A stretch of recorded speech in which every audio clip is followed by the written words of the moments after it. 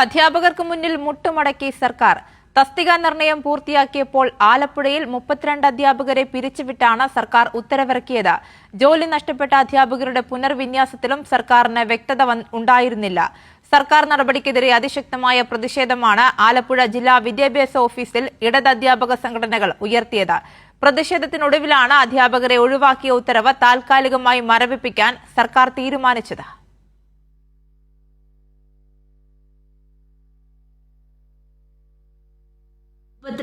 സംസ്ഥാനത്തെ സ്കൂളുകളിലെ തസ്തിക നിർണയം പൂർത്തിയാക്കി ആലപ്പുഴ ജില്ലയിലെ കണക്ക് പുറത്തുവരുമ്പോൾ 32 അധ്യാപകർക്കായിരുന്നു ജോലി നഷ്ടമായത്. ജില്ലയിലാകെ 80 അധ്യാപകർക്ക് തസ്തിക നഷ്ടപ്പെട്ടെങ്കിലും 48 പേരെ പുനർവിന്യസിച്ചു. എന്നാൽ ശേഷിച്ച 32 പേരെ പിരിച്ചുവിട്ട് ജില്ലാ വിദ്യാഭ്യാസ ഓഫീസർ ഉത്തരവിറക്കി.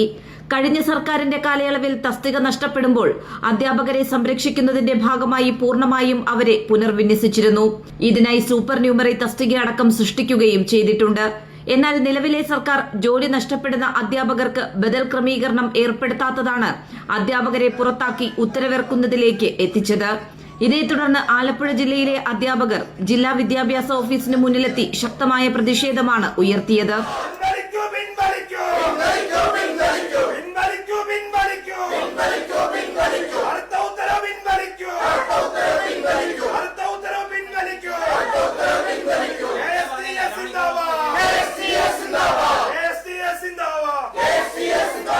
ഇടത് അധ്യാപക സംഘടനകളുടെ നേതൃത്വത്തിലായിരുന്നു പ്രതിഷേധം ശക്തിപ്പെട്ട സാഹചര്യത്തിലാണ് സർക്കാരിന് ഉത്തരവ് താൽക്കാലികമായി മരവിപ്പിക്കേണ്ടി വന്നത്.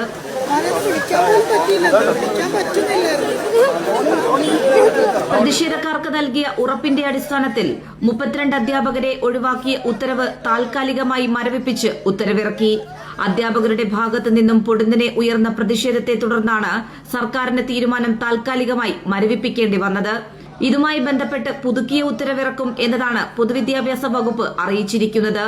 ജോലി നഷ്ടമാകുന്ന അധ്യാപകർക്ക് ബദൽ ക്രമീകരണം ഏർപ്പെടുത്തിയില്ലെങ്കിൽ സംസ്ഥാന വ്യാപക പ്രതിഷേധത്തിലേക്ക് കടക്കുമെന്ന് ഇടത് അധ്യാപക സംഘടനയായ KSTA സർക്കാരിന് മുന്നറിയിപ്പും നൽകിയിട്ടുണ്ട്.